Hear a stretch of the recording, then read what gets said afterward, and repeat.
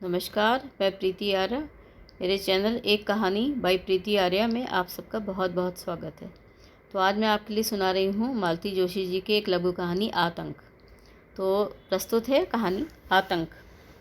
अमर दुकान से बाहर निकला ही था कि किसी ने पीछे से आवाज़ दी। वो परेशान हो उठा। इस समय कोई चेंटू किस्म का दोस्त मिल गया तो बस हो गई छुट्टी। इस समय तो ऐसी आवाज़ों को अनसुना करना ही बेहतर है। मुश्किल से 2 घंटे की छूट मिली है, उसमें कितने सारे काम निपटाने हैं। आधा वक्त तो आशा की लंबी चौड़ी लिस्ट ने ही ले लिया। तो इस पर दुकान में भीड़ इतनी गजब की थी कि बस अभी तो धोबी के यहाँ से कपड़े उठाने हैं, ट्रैवल एजेंट के यहाँ जाकर लखनऊ की टिकटें लौटानी है और सबसे बड़ा काम कि मेहरी की लड़की को घर छोड़ना है। कर्फ्यू खुलते ही ईमानदारी से आ गई थी। उसके उपकारों का इतना प्रतिदान तो देना ही था। अमर, आवाज़ें इस बार इतनी पास थी कि मुड़कर देखना ही पड़ा। माजिद था। बोला, अमर एक बात थी। कहो। तुम्हें ऐतराज़ ना हो तो आज रात नसीम को तुम्हारे यहाँ छोड़ जाऊँगा। कल को कुछ ना कुछ इंतज़ाम करना ही पड़ेगा। कैसी बातें कर रहे हो माजिद? मेरे यहाँ आने से पहले तुम्हें पूछना पड़ता है? कमाल करते हो। बल्कि मैं तो खुद तुम्हारे पास आने वाला था। कल रात से आशा को तुम लोगों की फ़िक्र लगी हुई है। पर चलते समय देवी जी ने इतनी लंबी लिस्ट पकड़ा दी कि उसे निपटाते हुए ये इतना वक्त हो गया। इन औरतों का जवाब नहीं है यार। इतना पक्का इंतज़ाम कर रही हैं मानो आज के बाद बाज़ार खुलेगा ही नहीं। और कोई दिन होता तो माजिद इस फिक्रे का खूब आनंद लेता, अपनी ओर से भी कुछ जड़ देता। पर आज उसने सिर्फ इतना कहा, अच्छा तो फिर मैं आ रहा हूँ, और चला गया। अमर को आश्चर्य हुआ, पर इस समय तो आश्चर्य करने की भी फुर्सत नहीं थी उसके पास। इतने सारे काम निपटाकर वो खुद ही माजिद के घर की ओर बढ़ लिया। दरवाजे की घंटी बजाते हुए उसे एहसास हुआ कि आसपास की खिड़कियों पर कई जोड़ी और आंखें टंग गई हैं और उसे घूर रही हैं। वो यहाँ अक्सर ही आता जाता रहता था, पर आज जैसे कोई अजूबा हो गया था। दरवाज़ा एकदम नहीं खुला। पहले शायद इत्मीनान कर लिया गया कि बाहर कौन है। माजिद स्कूटर की चाबी लिए बिल्कुल तैयार खड़ा था। अमर को देखकर उसे हल्का सा धक्का सा लगा। क्या पता शायद वो मना करने आ गया हो। बाद में सोच विचार करने पर उसका मन बदल गया हो। वैसे कसूर उसका भी नहीं है, माहौल ही ऐसा है। कोई भी किसी तरह का ख़तरा उठाने को तैयार नहीं है। अमर ने लेकिन आते ही कहा, मैं यही कहने आ गया था कि तुम भी चले आओ ना, अकेले बैठकर क्या करोगे? नहीं यार, खाली घर देखकर किसी ने फूंक डाला तो? अमर ने अपने चारों तरफ नज़र दौड़ाई। TV, fridge, sofa set, 2 in 1, पर्दे, कालीन, मध्यम वर्गीय गृहस्थी के मापदंड की गाढ़े की पसीने की कमाई। इसे कोई कैसे राख हो जाने दे? वैसे ये भी कोई नियम नहीं है कि खाली मकानों को ही आग में झोंका जाए। एक बार मनुष्यता ताक पर रख दी जाए तो फिर कोई विधि निषेध नहीं है। पर अपनी इस भयावह आशंका को जुबान पर नहीं ला पाया। बोला, अगर तुम यहीं रुक रहे हो तो फिर पेट्रोल क्यों ज़ाया करते हो? उसे वक्त ज़रूरत के लिए सहेज कर रखो। भाभी को मैं लिए जाता हूँ। माजिद ने कोई प्रतिवाद नहीं करा और भीतर आवाज़ दी, नसीम जल्दी से समेटो भाई, ये अमर तुम्हें लेने आए हैं। माजिद, मेरा ख्याल है भाभी जब तक तैयार हो रही हैं हम लोग स्कूटर खींचकर ड्राइंग रूम में रख लेते हैं यहाँ। और क्या, किसी सिरफिरे को सनक सवार हुई तो इसी का पेट्रोल निकाल कर इसमें आग लगा देंगे। आदाब भाई साहब। वे स्कूटर को ठिकाने लगाकर सोचता ही रहे थे कि नसीम कमरे में दाखिल हुई। अमर देखता ही रह गया। नसीम ने आज साड़ी पहनी हुई थी। सच, औरतें कितनी प्रैक्टिकल होती हैं। यूँ तो सलवार कमीज़ आजकल आम पोशाक हो गई है, फिर भी नसीम को साड़ी पहने देखकर उसे अच्छा लगा। कम से कम अब गली मोहल्ले की घूरती नज़रों से तो बच जाएगा। हवा का रुख उससे पहले नसीम ने पकड़ लिया था और इससे अमर को बड़ी राहत महसूस हुई थी। पति को कुछ ज़रूरती हिदायतें देकर नसीम गुड़िया को लेकर पिछली सीट पर बैठ गई। उसका छोटा सा बैग अमर ने अपने सामान के साथ फिट कर लिया था। कुछ आंखें फिर पास पड़ोस की खिड़कियों पर उगाई थीं। अब उनके बारे में सोचने का उसके पास वक्त नहीं था। कर्फ्यू में छूट की अवधि समाप्त हो चली थी। 10 मिनट बाद ही वो अपने घर के सामने था। कितनी देर लगा दी, मुझे तो चिंता होने लगी थी। स्कूटर की आवाज़ सुनते ही आशा बाहर निकल आई। सामान तो सब ले आए हो ना? तुमने जो मंगाया था उससे ज़्यादा भी ले आया हूँ, अमर ने मजाकिया लहजे में कहा। तब तक आशा ने नसीम को देख लिया था। क्षण भर को उसके चेहरे का रंग सा उड़ गया, पर दूसरे ही पल उसने अपने आप को संभाल लिया।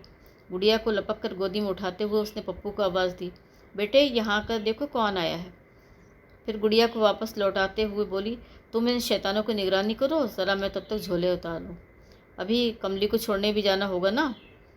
झोले उठाकर वो किचन में ले आई और देर तक सामान जमाती रही। दरअसल उसे संभलने के लिए कुछ वक्त चाहिए था।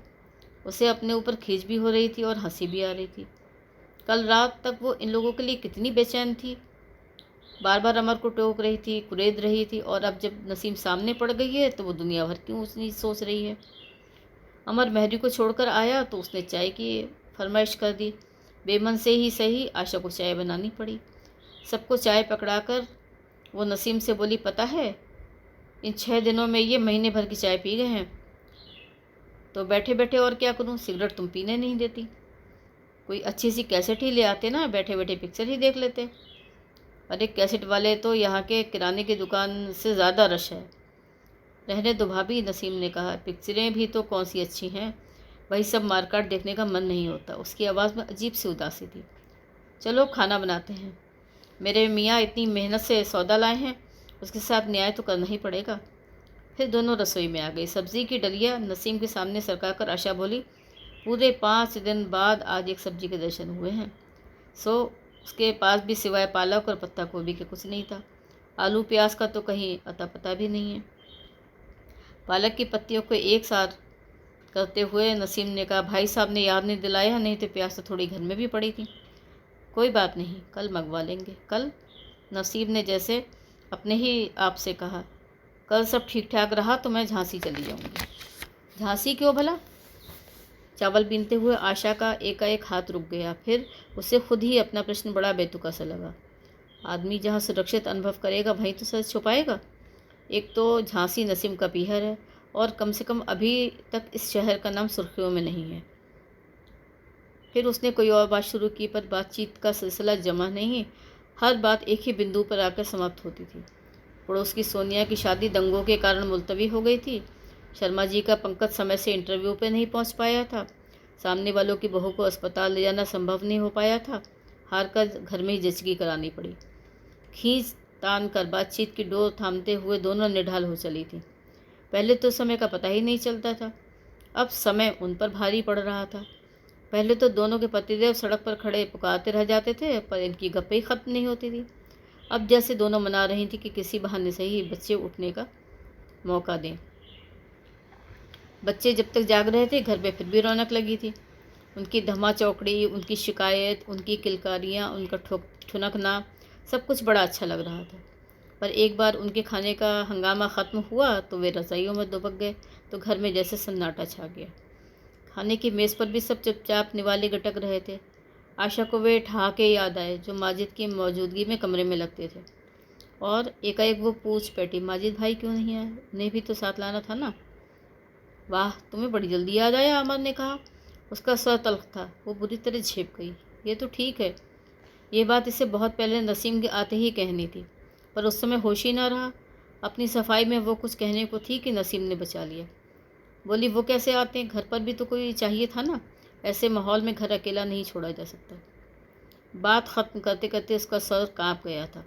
शायद अकेले घर में पति की कल्पना उसे बेचैन कर गई थी, या शायद यहाँ खाना खाते हुए उसे याद हो आया था कि वो जल्दी में घर पर कुछ ढंग का पका कर भी नहीं रख पाई थी। आशा ने एक बार नसीम को देखा और फिर पति की ओर दृष्टिक्षेप किया। अमर जानबूझकर दीवार पर लगे कैलेंडर को देखता रहा। शायद वो मन ही मन माजिद की सलामती की दुआ मांग रहा था, और आशा सोचने लगी, आज माजिद भाई यहाँ होते भी तो इस माहौल में क्या उन्हें खाक लतीफ़े याद आते। खाने के बाद वे लोग थोड़ी देर तक टीवी देखते रहे, पर समाचारों की भयावहता के ने मनोरंजन के सारे रंग फीके कर दिए थे।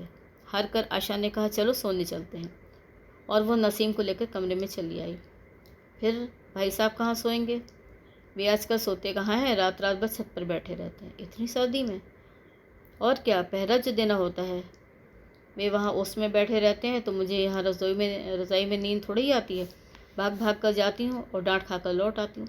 सच कहती हूँ, 5-7 दिन और यही हाल रहा तो हम दोनों को निमोनिया हो जाएगा। नसीम कुछ नहीं बोली। पिछली 4 रातों से वे लोग भी तो नहीं सोए हैं। रात रात भर दरवाजे पे कान दिए जागते रहते हैं। ज़रा सी आहट होती है और कान जैसे झंझना उठते हैं। ज़रा सा शोर उठता है और दिल की धड़कन जैसे बंद होने लगती हैं। तभी तो माजिद ने उसे ज़बरदस्ती यहाँ भेजा है। कहा था कम से कम तुम तो चैन की नींद सो सकोगी।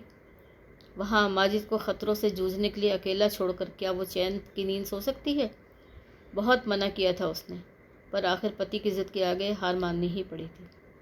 कुछ देर इधर उधर की बातें होती रहीं, फिर दोनों सोने की कोशिश करने लगी।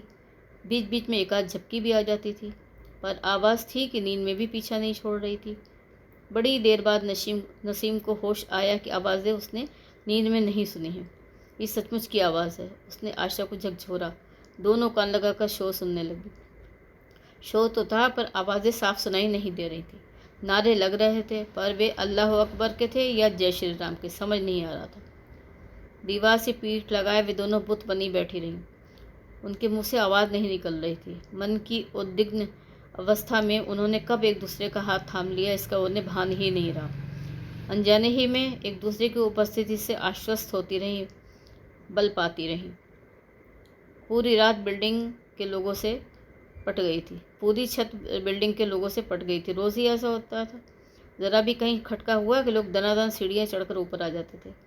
आशंका, उत्तेजना, उत्सुकता से उनके चेहरे खिंचने से लगते। घड़ी दो घड़ी छत पर मजमा सा लग जाता था, फिर सब निराश होकर लौट जाते थे। दिन भर गली की सुनी सड़कों पर क्रिकेट खेलने वाले बच्चे अपने बल्लों को मुग्दर की तरह घुमाते हुए ऊपर आते और फिर मुँह लटका कर लौट जाते। रोज़ आशा भी इस भीड़ में शामिल होती है। वो बाहर से ताला डालकर आता है तो वो पीछे से दरवाजे से आती है।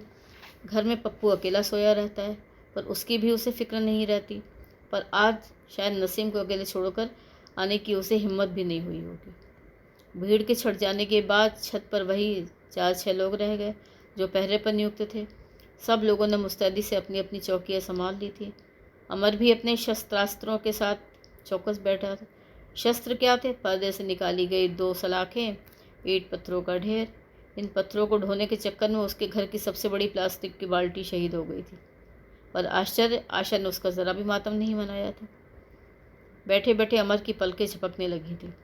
पहली 2 रातें तो साथियों के साथ गपशप में कट गई थी, पर रोज़ रोज़ बातें भी तो कोई कितनी करेगा। ना हो वो कल बीमारी का बहाना बनाकर एक रात की छुट्टी ले लेगा। दरअसल उसे रात भर जागने से एतराज़ नहीं है, पर वो इस तनाव से तंग आ चुका है। लगता है जो कुछ होना है एक बार हो जाए और किस्सा ख़त्म हो। पर वो खुद नहीं जानता कि उसे किस होने की प्रतीक्षा है। रोज़ की तरह सुबह 4 बजे राव अंकल ने उसे रिसीव किया तो उसने सचमुच राहत की सांस ली। उसकी पलकें नींद से बोझिल हुई जा रही थी। सीढ़ियों से उतरते समय भी वो बिस्तर की गर्माहट का अनुभव कर रहा था। बस जाते ही रज़ाई में दुबक जाएगा और 9 बजे तक ताने रहेगा। दफ्तर का तो आजकल कोई चक्कर ही नहीं है। ताला खोलकर वो सीधे बेडरूम में घुसा और दरवाजे पर ही ठिठक गया। उसे तो याद ही नहीं रहा था कि आज उसका बिस्तर खाली नहीं है। वहाँ नसीम सोई हुई है। उसका बिस्तर आशा ने बाहर दीवान पर लगा दिया था। बाहर जाने से पहले उसने एक बार फिर मुड़कर देखा। अपने छौनों को छाती से लगाए दोनों नींद में बेसुध हो रही थी। ज़रूर रात भर जागी होंगी। वैसे भी दोनों साथ में हो तो रात और दिन का पता ही कहाँ चलता है। नहीं, लेकिन इस बार रत जगह का कारण दूसरा था, क्योंकि भय की काली छाया अब भी दोनों के चेहरों पर अंकित थी। कमरे में रात भर जलता हुआ 60 वॉट का बल्ब भी यही कहानी कह रहा था। और डरना तो स्वाभाविक ही था ना, क्योंकि दंगाइयों के मज़हब चाहे अलग थे, पर उसूल तो एक ही था, उद्देश्य तो एक ही था। इसलिए इन भयभीत हिरनियों का ईश्वर चाहे भिन्न हो, पर मन में समाया आतंक एक था, दहशत एक सी थी। तो ये थी आज की कहानी आतंक। अगर आपको पसंद आई हो तो प्लीज़ सब्सक्राइब ज़रूर करिएगा। और कहानी सुनने के लिए आप सबका बहुत बहुत धन्यवाद।